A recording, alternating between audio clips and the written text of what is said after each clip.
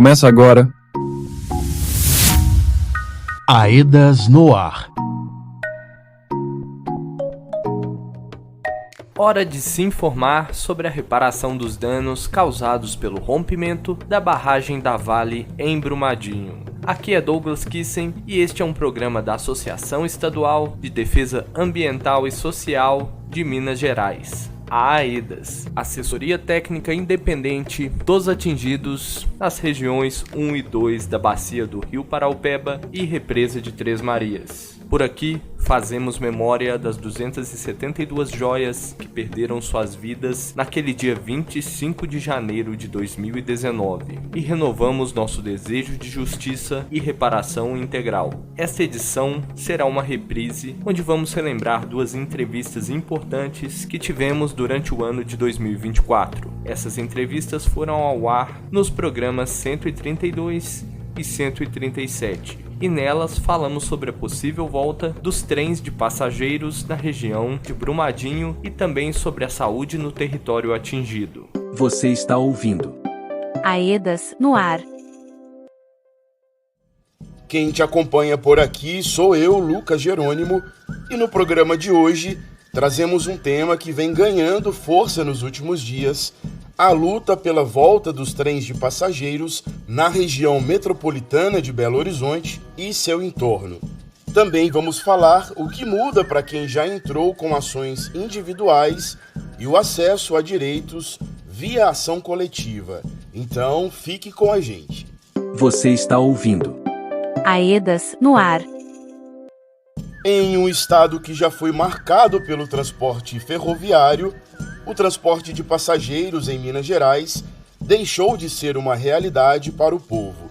Os trens passaram a ser veículo restrito ao transporte de cargas, de commodities, especialmente de minério. Para mudar essa situação, surgiu o movimento pela volta do trem de passageiros.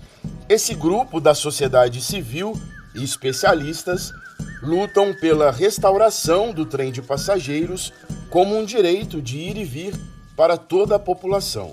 No último dia 29 de outubro, se encerrou o prazo para que cidadãos enviassem à Agência Nacional de Transportes Terrestres, ANTT, sugestões sobre a concessão da Ferrovia Centro-Atlântica.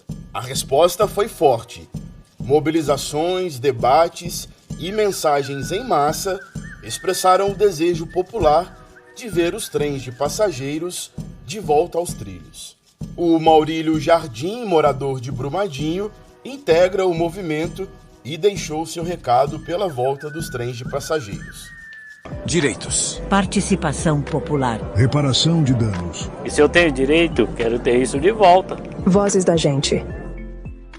Bom dia, meus amigos do Vale do Paraupeba, que nesse consta aí a malha ferroviária, que hoje não é mais usada para transporte de passageiros, só para transporte de carga de minerário.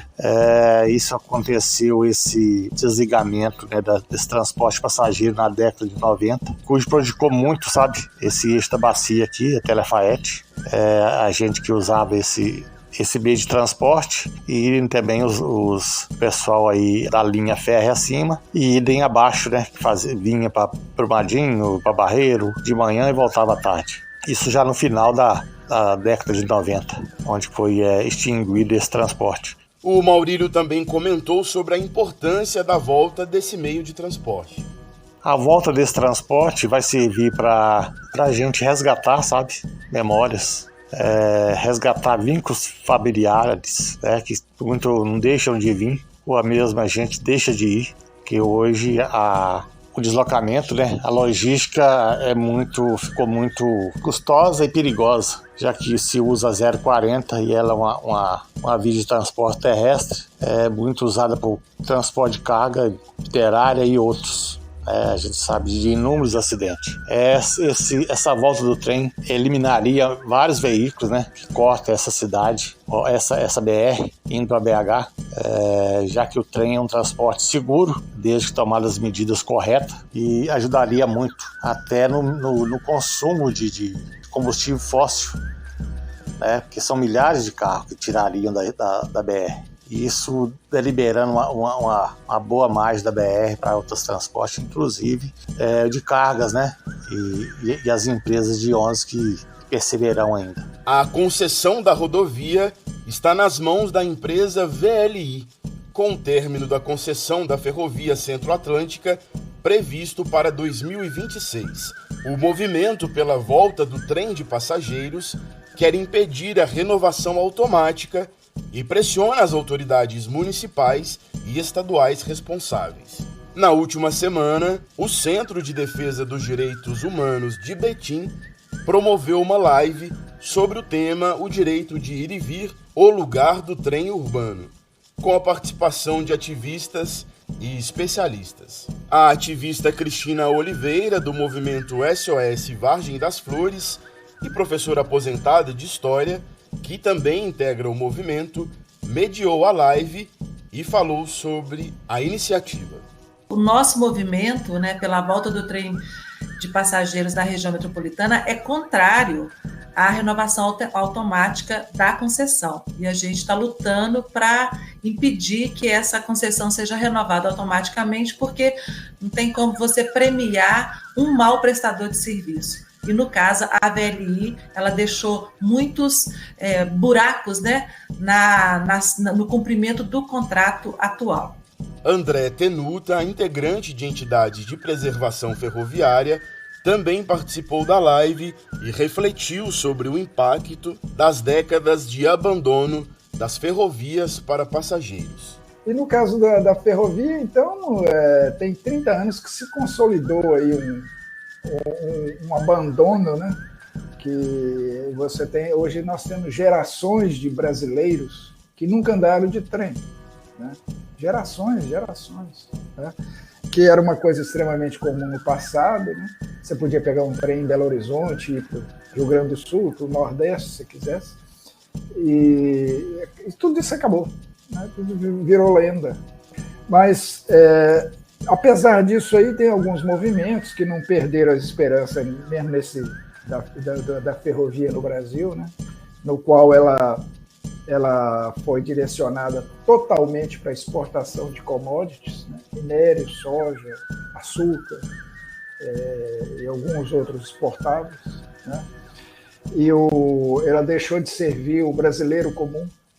Para Didi Domingues, moradora de Córrego Ferreira, em Brumadinho, a mobilização é uma questão de justiça e acessibilidade, não só para Brumadinho, mas para toda a região metropolitana e a bacia do Rio Paraupeba. Há quase 30 anos perdemos os trens de passageiros no nosso país, e principalmente aqui no Sudeste, no Nordeste e no Centro-Oeste. O que aconteceu? As concessões para a gestão das ferrovias passaram para empresas privadas, principalmente de mineração e de grãos para exportação. E aí, cadê o trem que estava aqui? O trem virou trem de carga e os passageiros foram sendo empurrados para o transporte de veículos. E hoje estamos aí, com ônibus apinhados todo dia, sem saber em que condição e se voltamos para casa, e não tem como resolver isso assim. Então é a nossa hora de lutar, porque essas concessionárias querem renovar por mais 30 anos automaticamente o que eles já têm. É hora de a gente ir em busca dessa saída, pegar de volta o trem de passageiros, assegurar que nas grandes regiões metropolitanas, como aqui na metropolitana de Belo Horizonte, na bacia do Paraupeba e pelo estado afora, e também como essa concessão pega vários estados e municípios, é a hora da gente lutar para que seja revista essa concessão e em novos parâmetros, incluindo o transporte de passageiros. Entra nessa luta, passa isso adiante, tem abaixo-assinado impresso pela volta do trem de passageiros que está rolando. Procure na sua cidade, no seu entorno, e entre nessa luta. É direito de todos nós transporte minimamente de qualidade. A luta contra a renovação da concessão da Ferrovia Centro-Atlântica é, acima de tudo, um pedido de acessibilidade e inclusão. Para os moradores da região metropolitana de BH, esse movimento representa uma oportunidade de transformar o transporte ferroviário em um aliado da população, devolvendo a Minas Gerais a possibilidade de se reconectar por trilhos. Na região metropolitana, há cerca de 500 quilômetros de linhas férreas que podem ser aproveitadas para o transporte de passageiros, mas todos os ramais que atravessam Belo Horizonte e seu entorno foram desativados. Fiquem ligados nas atualizações desse importante movimento.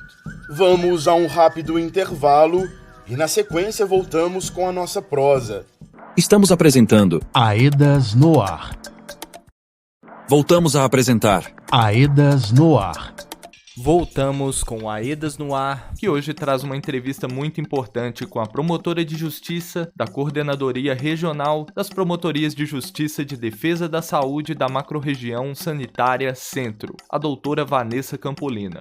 Eu sou Douglas Kissen e este é o Aedas no Ar, um programa semanal da Associação Estadual de Defesa Ambiental e Social de Minas Gerais, a AEDAS, que é a assessoria técnica independente a serviço das pessoas atingidas das regiões 1 e 2 da Bacia do Rio Paraopeba.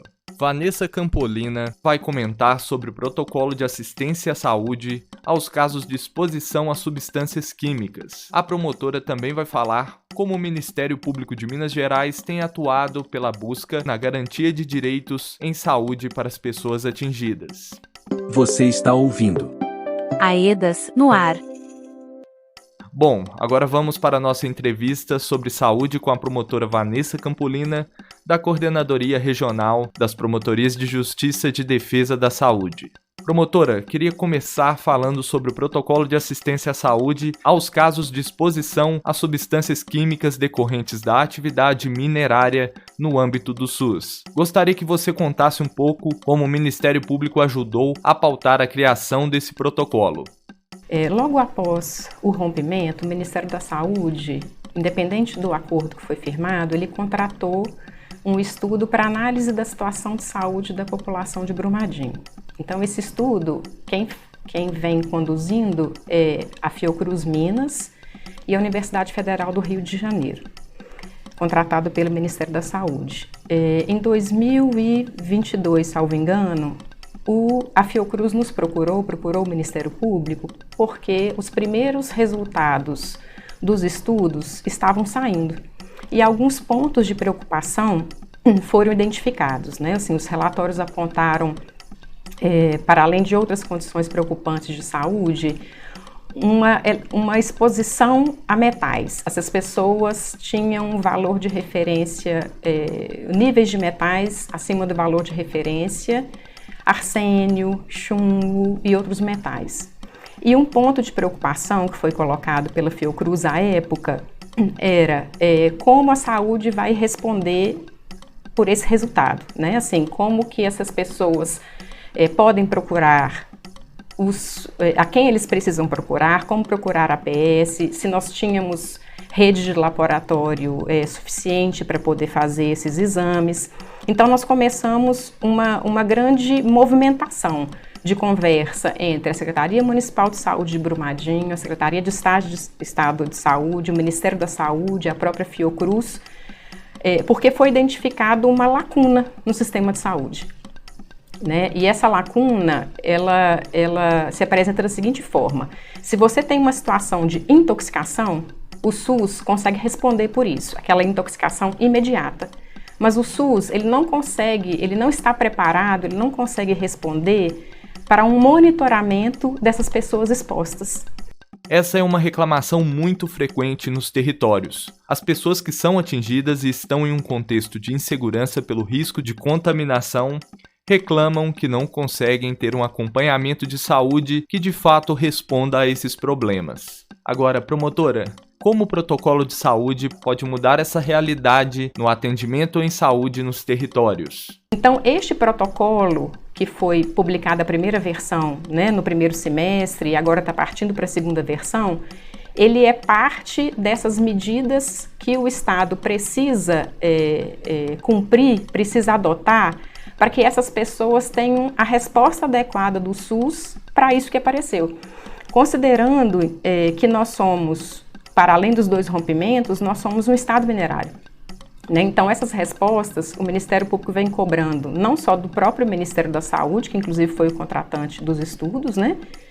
Então, ele precisa também atuar para que o SUS esteja preparado para isso, como também pela Secretaria de Estado de Saúde. E o protocolo nasce nesse contexto. É um protocolo que ele é complexo porque ele não existe, ele está sendo criado pela primeira vez. Então, foi um desafio grande para a saúde, né? O Ministério Público não participa da elaboração, né? É um protocolo de saúde pelo Poder Executivo, pelos órgãos de saúde, mas ele abriu para consulta pública.